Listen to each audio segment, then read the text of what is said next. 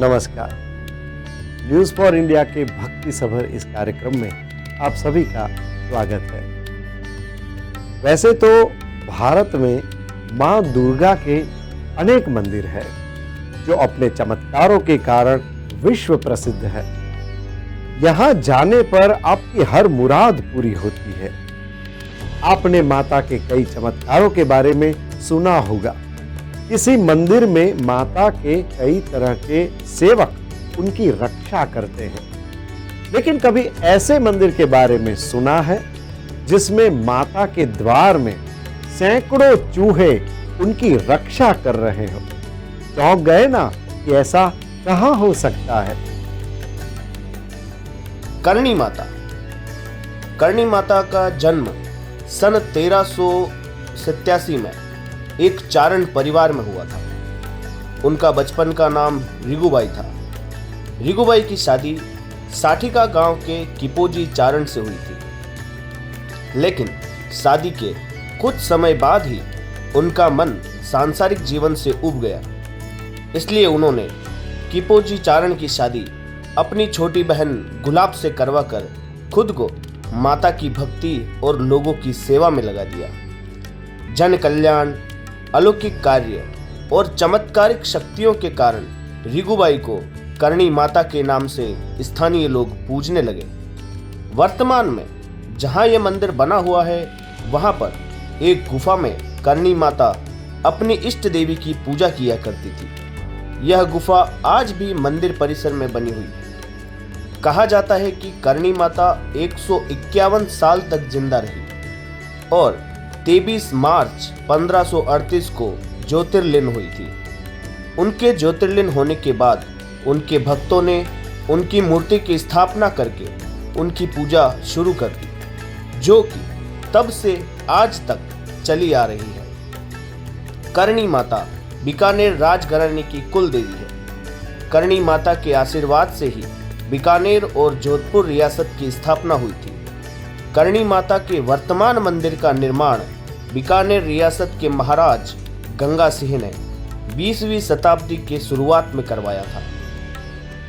हमारे घर में अगर एक चूहा आ जाता है तो हम उत्पात मचा देते हैं, बेचैन हो जाते हैं। हम उस चूहे को भगाने के लिए भिन्न भिन्न तरकीब निकालने लगते हैं, क्योंकि इनसे प्लेग जैसी गंभीर बीमारियां हो जाती है।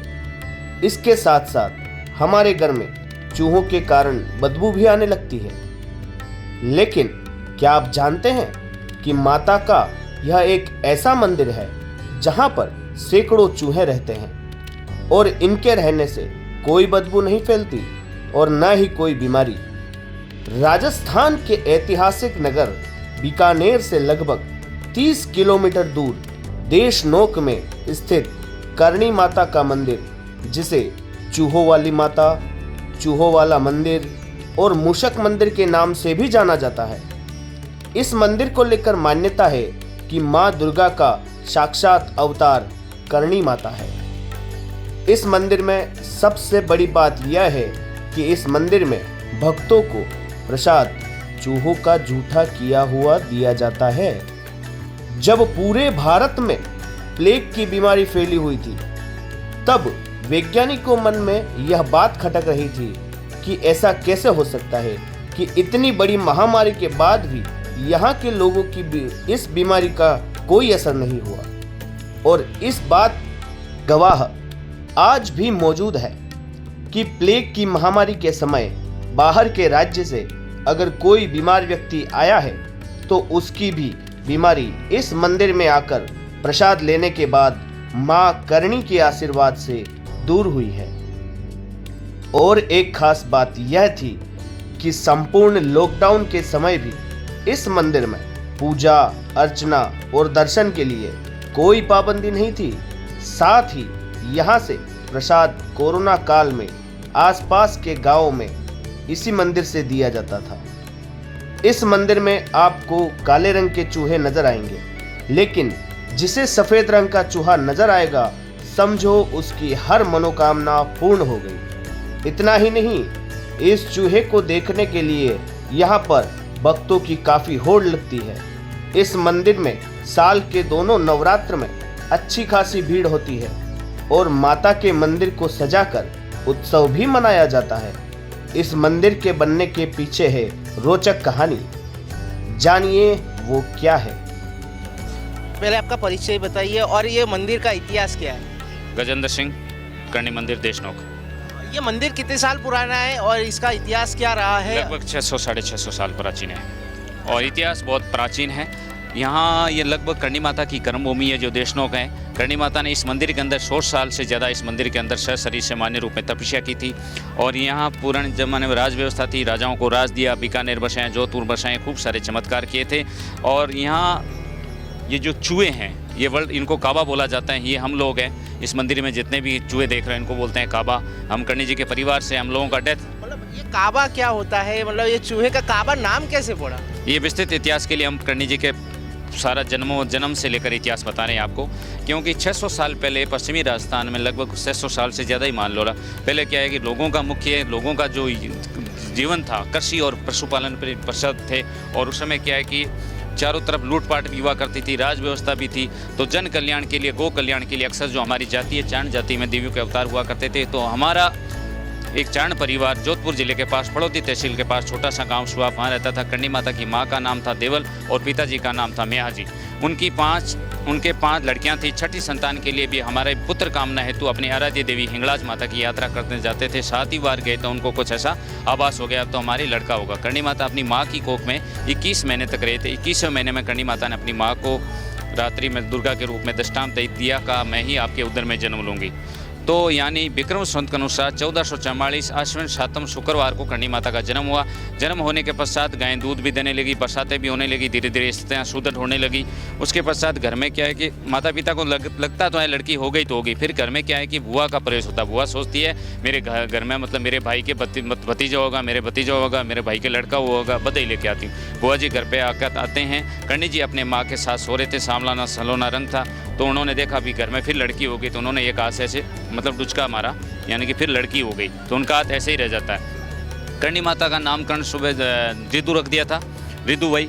तो करणी माता का जन्म का नाम था रिदु। करणी माता की 6 साल की उम्र थी तो करणी माता ने कहा रिदु बुआ तुम बुआ से चोटी बना लीजिए। बुआ जी एक हाथ से बाल संवार रहे थे तो करणी जी ने कहा भी मेरे सही तरीके से बाल संवारे, इनके पता नहीं मेरे तो हाथ में हवा बह गई है, मेरे हाथ काम नहीं करे, दिखाओ। तब करणी जी ने टेढ़ी अंगुल को टच करके ठीक कर, यानी कुछ चमत्कार करने वाली, कुछ करके दिखाने वाली, तब बुआ ने नाम रखा करणी। उसके पश्चात करणी नाम से करणी जी का फेमस हुए। उसके पश्चात करणी जी की 9 साल की उम्र थी तो करणी माता के पिताजी कई बार अपने खेतों में मवेशी चराने के गए और रात को लेट हो गई थी। सर्प के काटने से उनके पिताजी की मृत्यु हो जाती है। तो लेट होने का कारण पिताजी नहीं आते तो घर वाले वहाँ ढूंढ, सारे आसपास के लोगों को भेजते हैं, घर वाले ढूंढने जाते हैं। तो उनके पिताजी वहीं खेतों में मृत थे। तो उनको बैलगाड़ी पर रख कर घर पर लेकर आंगन में लेटा दिया और सुला दिया। और सब उस समय सब रो रहे थे। करणी जी ने वहाँ होला सुना और अपने पिताजी के पास आए और जहाँ से सांप ने काटा था वहाँ से स्पर्श करके कहा बाबा जी खड़े हो जाओ, उनको जीवन दान दे दिया था। और उसके पश्चात ये करणी जी शुरू से ही बाल्य अवस्था से ही अपनी आराध्य देवी की तपस्या करते थे और भक्ति में लीन रहते थे और गायें चराते थे, उनका यही काम था। और करीबन करणी जी की 14-15 साल लगभग उम्र थी तो उनके करणी जी के चमत्कार चारों पश्चिमी राजस्थान में चारों तरफ फैलने लगे। तो एक पुगड़ के राजा थे, राव शेखा युद्ध लड़ने जा रहे थे। उन्होंने सुन भी रखा था कि मेहा जी के घर बाईसा करणी जी का अवतार हुआ है, शक्ति है, उनसे विजय का आशीर्वाद लेके हम रास्ते में उनका घर है और उनसे विजय का आशीर्वाद लेके हम आगे प्रस्थान करेंगे। तो पूरा लवाजमा के साथ राव शेखा आर्मी के साथ वहाँ से रवाना हो गया और करणी जी अपने पिताजी के लिए भाता ले जा रहे थे। खेत में 2 बाजरे की रोटी, 1 कुल्हड़ में दही। राव और रास्ते में ही राव शेखा करणी जी से मिलता है और करणी जी से पूछता है कि मेहा जी का घर कहाँ है, मुझे बाईसा करणी जी का मतलब आशीर्वाद लेना है। तो करणी तो मैं ही हूँ बीरा, कि आपने मुझे भाई का दर्जा दिया, विजय का आशीर्वाद दीजिए। करणी जी इनका बड़ी दूर से है, थके हो कलेवा कर लो। तो आधा रोटी सबको परोसते के रोटी खत्म नहीं हुआ। अब ये सब चमत्कार देखकर राव शेखा आश्चर्यचकित हो गया। सारी आर्मी ने खाना खा लिया था, वो रोटी खत्म नहीं हुई, न वो दही खत्म हुआ। तब राव शेखा करणी जी के चरणों में गिर गया कि मुझे अमरत्व का वरदान दो, ये दो। करणी जी का अमर तो कोई हुआ नहीं, बहुत ज़्यादा हट करने लगा। तो करणी जी ने कहा कुछ 5-7 ऐसी चीज़ें बताई, उन चीज़ों का संयोग होगा, साथ होगा तभी तुम्हारी मृत्यु होगी, बाकी कभी तुम्हारी मृत्यु नहीं होगी। अगर मृत्यु होगी तो मैं तुम्हारी हमेशा रक्षा करूँगी। उसके पश्चात राव शेखा की विजय हुई थी। उसमें से 2 सैनिक मारे गए थे। जब भी हम शुभ कार्य के लिए, मंगल कार्य के लिए घर से निकलते हैं तो दही का शगुन लेके जाते हैं, उसे शुभ माना जाता है। फिर करणी जी की उम्र बड़ी होने लगी, करीबन 25-26 साल हो गई थी। तो उनके माता पिता चिंतित होने लगे, घर में लड़की कुंवारी है, सामाजिक रीति रिवाज देखते रहिए, उनके लिए लड़का ढूंढना चाहा, कोई लड़का मिला नहीं। तब कर्णी जी ने ज़्यादा चिंतित होने लगे, कोई लड़का मिला नहीं, तो कर्णी जी ने माता पिता की चिंता देखी नहीं गई। उन्होंने अपनी सहेली के द्वारा कहलाए कि साठिका गांव के हैं, जो शिव भगवान के अंशान उतारे हैं, केड़ू जी के बेटे हैं, और देपो जी, उनके घर नारियल और शगुन ले जाओ। नारियल और शगुन ले जाया गया, रिश्ता तय हो गया। तत्पश्चात देपा जी की बारात रवाना हुई और सामाजिक रीति रिवाजों के अनुसार कर्णी जी का शुभ विवाह देपा जी के साथ संपन्न हो गया। विवाह होने के पश्चात पुराने ज़माने में डोली पड़ता थी, डोली के द्वारा कर्णी माता की विदाई होती है। विदाई होने से पहले कर्णी जी अपने पिताजी से कहकर, मेहास जी कहते हैं कि मुझे अपने लिए गायें चाहिए, गायें, और अपने दहेज में अपने लिए वो गायों के लिए बहुत कार्य किया था। तो 500-400 गायें, 2 सूंठनी अपने दहेज में ले ली थी, और लेने के पश्चात डोली के द्वारा विदाई होती है। कुछ दूरी के चलने के पश्चात कर्णी जी को प्यास लगती है, तो डोली के अंदर से कर्णी जी अपने सेवक से, और वो कहते हैं कि पानी पीना है, तो वो सेवक देपा जी के पास जाते हैं, कर्णी जी के पति के पास, देपो जी के पास जाते हैं, और कहता है भी उनको पानी पिलाना भाभी साहब। तो पुराने देपो जी के मन में थोड़ा मन में भ्रम था कि मैं पानी के बहाने पत्नी को देख लूँगा। पास में तालाब था, वहाँ से पात्र भर के लेके बिना कुछ डायरेक्शन किए जैसे डोली का पर्दा हटाया तो कर्णी माता ने दुर्गा का रूप दिखाया, घबरा गई, फिर अपना वास्तविक रूप दिखाया और कहा भी मैं तो मानव कल्याण के लिए अवतीर्ण हूँ, सांसारिक शारीरिक सुख दुख भोगने हैं, तो मैं अपनी छोटी बहन से आपकी शादी करवा दूंगी। जो छोटी बहन की संतान होगी वो मेरी संतान कहलाएगी, और मेरा जन्म जन कल्याण के लिए, गो कल्याण के लिए और मानव कल्याण के लिए हुआ है, और मैं आपके साथ रहूंगी, चारण परंपरा का निर्माण करूंगी, और मेरी छोटी बहन से आपकी शादी करवा दूंगी, और छोटी बहन की जो संतान होगी वो मेरी संतान कहलाएंगी। फिर छोटी बहन से शादी करवा देते हैं और फिर आगे प्रस्थान करते हैं। कुछ दूरी पे चलने करने रात्रि को रात हो जाती है। पुराने ज़माने में डोली पड़ता थी, 3-4 दिन लगते थे। रात्रि में एक अणदा सुथार उसके घर पे रुकते हैं। अणदा सुथार की माँ और सारे ही बैठे थे, तो अणदा सुथार की माँ बोलती है ये ना चूल्हे पे बिनरी दूध चढ़ाया है, इस ऊपर न जाए, मैं गाय को चारा डालने। जो दूध क्या पात्र से ऊपर आने लगा तो कर्णी जी का तथास्तु वहीं का वहीं दूध रह गए। कुछ दूध की बूंदे बर्तन से बाहर की तरफ आकर लग गई थी, तो उसकी माँ ने वापिस आई और देखा भी कर्णी जी था ना तो दूध में बिननी था, तो दूध में पानी डाल दिया, बिलोड़ो का ना तो घी कोने में। कर्णी जी ने कहा सुबह इसको जमाना और अलग से ही सुबह मंथने लगे तो सारा घी बन गया था। ये चमत्कार देखकर उस अणदा सुथार की माँ कर्णी जी के चरणों में गिर गई, मेरे बेटे को अमर का वरदान दो और ये दो। और कर्णी जी ने कहा भी तुम्हारे बेटे को कोई संकट हो तो मुझे याद करना, मैं तुम्हारे बेटे की हमेशा रक्षा करूँगी। तो उसके पश्चात बहुत सारा इतिहास है। तो अणदा सुथार क्या है कि पुराने ज़माने में ओपन, ये बाद का चमत्कार है। तो आऊ के पास वो कुआं था और वहाँ क्या है कि ओपन वेल हुआ करते थे, तो रस्सी को पकड़ के, लाव को पकड़ के नीचे उतरता, आधे रास्ते में रस्सी, आधे कुएं में उतरा, वहीं रस्सी टूट गई। तब उसने जय माँ करनी, ओम करनी, मुझे बचाओ। तो राजस्थानी में एक सांप होता है जिसको बोलते हैं दम्भी, 2 मुआ से रस्सी को पकड़ के उनको जीवन दान दिया था। और सारे खूब सारे चमत्कार किए थे। फिर क्या है कि कर्णी जी अपने ससुराल आ जाते हैं। ससुराल यहाँ से करीबन 40-45 किलोमीटर पार हैं, दूर है, साठी का गांव है। तो वहाँ कर्णी जी आते हैं, बड़ा आदर सत्कार के साथ कर्णी जी का घर प्रवेश होता है। रात्रि को सोते समय कर्णी जी की सांस कहती बींदनी, सुबह उठ के देखना बिच्छू बहुत है, ध्यान रखना। तो कर्णी जी ने कहा भी धर्मा सुबह उठ के देखना एक बिच्छू नहीं, तो उस गाँव में एक भी बिच्छू नहीं। फिर गाँव में क्या है कि बहुत ज़्यादा पानी की बहुत ज़्यादा समस्या थी, तो एक ही कुआं था, यहाँ जांगलू रियासत थी, और राव कान्हा जो राव चुंडा के 14 लड़के थे, पश्चिमी राजस्थान में राज किया करते थे। राव कान्हा का एरिया था, यहाँ जांगलू का राजा था, उसके अंतर्गत ये सारा एरिया आता था। तो वो प्रजा के लिए कोई काम नहीं करता था, दुराचारी था, अत्याचारी था, लूटपाट करता था, कर लेता था। तब क्या है, एक ही कुआं था, कर्णी जी ने कुएं को टच करके पानी भी फुल कर दिया। फिर गांव वाले रोज रोज कहने लगे भी हमारी गाय पहले पिएगी। तो कर्णी जी ने कुछ दिन तो सहन किया। फिर कर्णी जी ने सोचा भी अब तो रोज रोज लड़ाई होने लगी। तब कर्णी जी ने कहा भी आज के बाद हम तो यहाँ नहीं रहेंगे, जहाँ सूर्यास्त होगा वहीं हमारा मुख्य स्थान होगा। तो कर्णी जी ने अपने परिवार और कुटुंब के साथ वहाँ से पलायन कर दिया। बैलगाड़ियों पे सारे सामान लाजवाब जितने भी थे रख के, और बड़े बड़े चाड़े थे दही से भरे हुए थे वो भी सारे रख के, और वहाँ से प्रस्थान कर दिया। यहाँ जो कर्णी माता का मेन मंदिर, मुख्य मंदिर है, यहाँ से 1 किलोमीटर वहाँ सूर्यास्त हो गया था। पहले यहाँ कुछ नहीं था, सारा जंगल था। सूर्यास्त होगा वहीं कर्णी जी ने अपना मुख्य स्थान वहीं निश्चित कर दिया था। 1 किलोमीटर वर्तमान में कर्णी माता का मंदिर है, तो वहीं सूर्यास्त हो जाता है, वहीं कर्णी जी अपना स्थायी निवास कर देते हैं। तो वहाँ कर्णी जी के पास दही के बड़े बड़े चाडे थे, बर्तन भरे थे, पात्र थे, उसको रखा और अपने सेवक को बोला सूखी लकड़ी काट के लाओ, नेड़ी रोपनी है और बिलोना करना है। तो सूखी लकड़ी लेके आए, उसको कर्णी जी ने दही से सिंचा, वो हरा भरा खिचड़ी का वृक्ष बन गया। वहीं दही के चिंटे आज भी वर्तमान में लगे हुए हैं, और कर्णी जी ने वहाँ बिलोना किया था। बिलोना करने के पश्चात कर्णी जी ने वहीं स्थायी निवास कर दिया था। फिर क्या है कि राव रिडमल जो राव कान्हा का भाई था, और कर्णी जी से मतलब उनको पता था कि देवी है, तो कर्णी जी के पास आए, कर्णी जी की गायों को पानी पिलाया और कहा भी मैं यहाँ का राजा हूँ, मेरा जो भाई है मुझे गद्दीहीन कर दिया है, राज व्यवस्था मुझे कुछ नहीं दी है, आप मुझे राज दिलाओ को कर्णी जिनका दिलाऊंगे। फिर राव कान्हा के सैनिकों को पता चलता है कि यहाँ एक चारणी है, देवी है, लोग शक्ति मानते हैं, अपनी गायें चरा रही है, अपना जंगल है। तो राव कान्हा 2 सैनिकों को भेजता है, तो कर्णी जी उनको सियार के जैसे मुँह करके वापस भेज देते हैं। तो सारी आर्मी के साथ राव कान्हा कर्णी जी के पास आता है और कहता है अपने बोरिया बिस्तर समटो यहाँ से चले जाओ। कर्णी जी समझाते हैं, फिर भी नहीं मानता है, तो ज़्यादा हट करता है। तो कर्णी जी कहते हैं मेरी पूजा की पेटी है, एक टाइप का कनट था पूजा का, तेमड़ा राय का, इसको तो बैलगाड़ी पे रख दे। हाथी लगे, घोड़े लगे, वो हिला नहीं का, मेरी मौत बता। कर्णी जी का इतने साल में हो जाएगी और कुछ मांग, लेकिन नहीं ऐसी शक्ति है तो तेरी मेरी मौत बता। तो लक्ष्मण रेखा खींची, कर्णी जी ने वहीं पार करने लगा राव कान्हा, तो कर्णी जी ने वहीं उसका वध कर दिया था। फिर उनके माता पिता परिवार वालों के कहने के बाद उनको कहा कि एक बार शक्ल देखनी है, कि ठीक है। पीछे मुड़ के देखेगा वहीं उनकी मृत्यु हो जाएगी। शक्ल देखी, जैसे पीछे आगे दौड़ने लगा और पीछे वहीं मुड़ के देखा, वहीं उसकी मृत्यु हो गई थी। वहीं वहाँ एक चबूतरा है वर्तमान में। अब इस मंदिर में आते हैं, आपको विशेष चुआ कैसे देखो। अरे पहले तो मेरे को ये जानना है कि ये इतने सारे चूहे इस मंदिर में आए कैसे? सब बताएंगे। देखो, जो जूना मेहरानगढ़ फोर्ट की नींव भी माता जी के आशीर्वाद स्वरूप लगी, जो वर्तमान में जोधपुर में है। मेहरानगढ़ फोर्ट है जो चिड़िया टूक पहाड़ी पे बना है, वहाँ चिड़ियानाथ बाबा रहता था। तो ये राजा लोग दिन में कंस्ट्रक्शन करवाते, वो चिड़ियानाथ बाबा मायावी तांत्रिक था और शक्तिशाली था। वो उनके जो भी दिन में काम होता वो रात को तहस नहस कर देता, उनके पार नहीं पड़ी। तब उन्होंने कहा अब तो कर्णी जी है, वो उनका ही आशीर्वाद से गढ़ की नींव लगेगी। तो कर्णी जी के पास आए, तो कर्णी जी ने कुछ चढ़ना मत और आखा दिया और इसका छिड़काव कर देना, उस पर कोई असर नहीं होगा। फिर मेहरानगढ़ फोर्ट बन गया था। और बीकानेर की स्थापना कर्णी माता के आशीर्वाद से, बीका जी को कर्णी माता ने राजा बनाया था। बीका जी की शादी कर्णी माता ने करवाई थी। मेहरानगढ़ फोर्ट और बीकानेर की सब माता जी की स्थापना की हुई है। और जैसलमेर के महाराजा थे, उनको पीठ पर अधीर रोग था, कैंसर था, उनके हाथ पैर के ठीक किया। अलवर महाराजा को ऐसा ही वेदना थी पेट की, उनसे मुक्त करवाया। ऐसे हजारों चमत्कार हैं। अब इस मंदिर में आप जो चूहे देख रहे हैं, ये कर्णी माता की कर्मभूमि है। माँ कर्णी जी सहशरीर से मान्य रूप में इस मंदिर के अंदर 100 साल तपस्या की थी।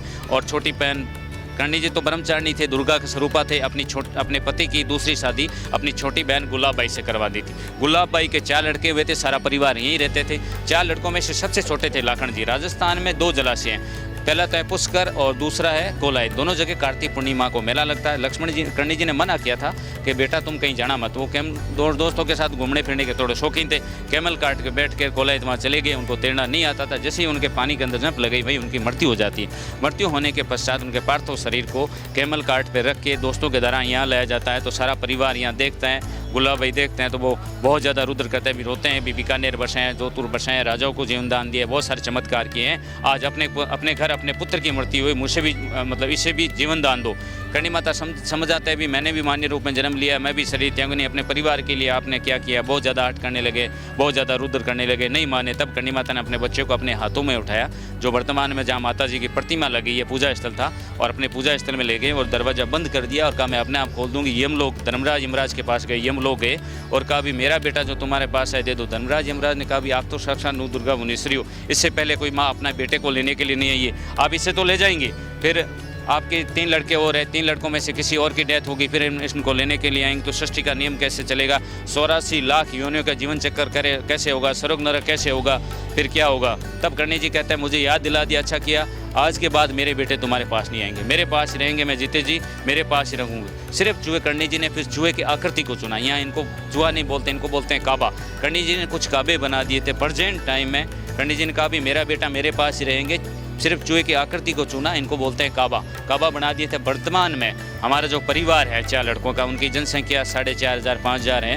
5000 देपौत, कर्णी जी के पति का नाम था दीपू, इसलिए हम देपौत परिवार लगाते हैं। 5000 देपौत परिवार में से कर्णी जी के वंशज है सारे, छोटी बहन की संतान है। 5000 देपौत परिवार में से हमें से किसी व्यक्ति की डेथ होती है, देपौत परिवार में से किसी सदस्य की, तो हमारा नेक्स्ट जन्म इन चूहों के रूप में होता है। इनको चूहा नहीं बोलते, इनको काबा के बोलते हैं। काबा का अर्थ होता है कर्णी बालक, कर्णी माता के छोटे बच्चे, काबों के रूप में जन्म होता है। इसी मंदिर के अंदर हमारे स्वर्ग नरक है। जैसे मैं हूँ, अगर मैंने अपने जीवन काल में अच्छे कर्म किए हैं तो मैं काबा के रूप में मेरा जन्म होगा। अच्छे कर्म किए तो माता जी के जो निज मंदिर है जो माता जी का भोग लगता है मैं वहीं रहूँगा। उसी मंदिर के अंदर हमारे स्वर्ग नरक है। हम जैसे कर्म करते हैं इसी मंदिर के, जैसे हम कर्म करते हैं वैसे हमें स्थान मिलता है। अगर हम बुरे कर्म करते हैं तो मंदिर परिसर में हमारे लिए बाहर वाली जगह है। बाहर वाला काबा मंदिर परिसर वाला, बाहर वाला काबा अंदर नहीं जाता, अंदर वाला काबा बाहर नहीं आता। इसी मंदिर के अंदर स्वर्ग नरक है। जैसा हम कर्म करते हैं हमें वैसा स्थान मिलता है। सामान्यतः हम अपने एक चूहे को अपने घर में पाल लेते हैं, उसको खाना खिलाते हैं तो कितना फेट हो जाता है। यहाँ कोई फेट नहीं है, मरने के बाद बदबू होती है, डिजीज होती है, महामारियाँ होती हैं, यहाँ कुछ नहीं है। ठीक है।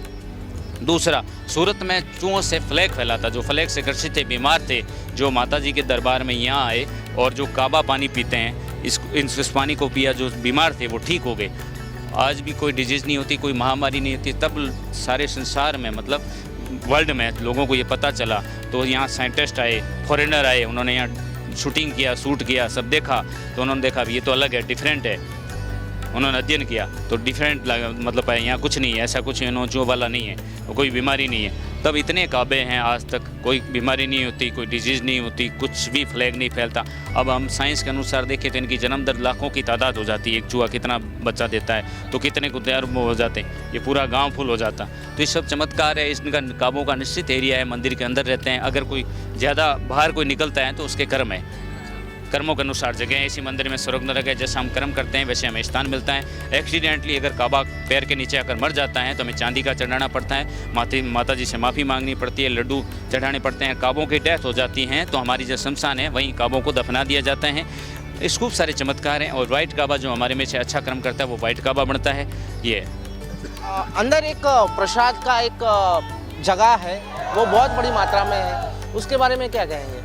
क्योंकि वो जो बर्तन है वो सबसे बड़ा बर्तन माना जाता है और 15,000 किलो उसमें प्रसाद बनता है, भोग चढ़ाते हैं मंदिर में, उसके बारे में क्या कहेंगे? देखिए, ये महाप्रसाद है। सर्वप्रथम बीकानेर के महाराजा गंगा सिंह जी ने इन कढ़ाइयों का निर्माण किया था, प्रसाद बनाया था।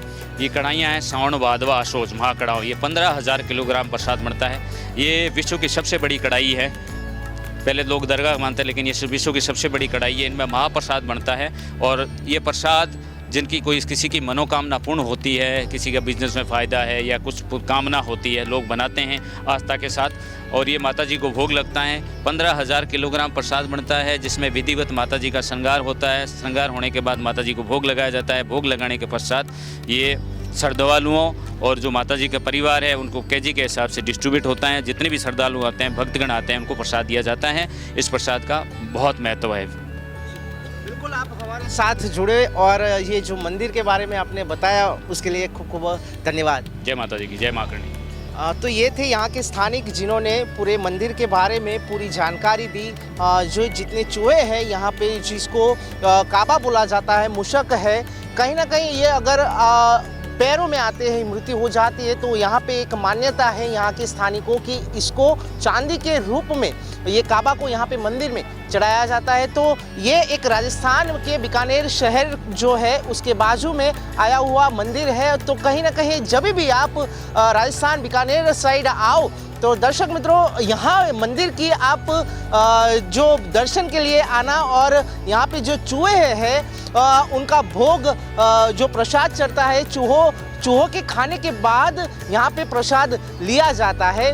तो जब भी आप बीकानेर और यहाँ पे मंदिर में आओ तो ये जगह अवश्य देखना। कैमरामैन सुमित साधु के साथ यश नायक, बीकानेर।